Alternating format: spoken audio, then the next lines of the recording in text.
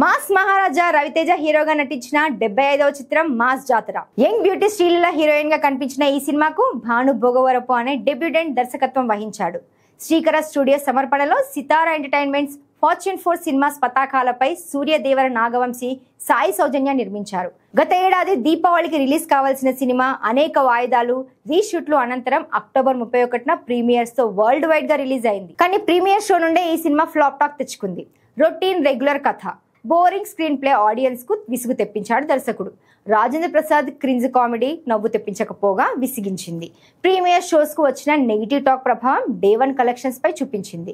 కనీసం మినిమం వసూలు కూడా రాబట్టలేక రవితేజ కెరీర్ లో మరో డిజాస్టర్ గా నిలిచింది. ఈ సినిమా ప్రీ రిలీజ్ వేడుకలో ఇటీవల మిమ్మల్ని నిరాశపరిచాను, మాస్ జాతరతో సాలిడ్ హిట్ ఇస్తానన్న రవితేజ నమ్మకాన్ని ఈ సినిమా నిలబెట్టలేకపోయింది. 2022లో వచ్చిన ధమాకా రవితేజ కెరీర్ లో చివరి హిట్. గత 3 ఏళ్లుగా హిట్ కోసం ఎదురు చూస్తున్నారు ఫ్యాన్స్. ఇక ఆయన ఫ్యాన్స్ ఆశలన్నీ రాబోయే 76వ సినిమా పైనే ఉన్నాయి.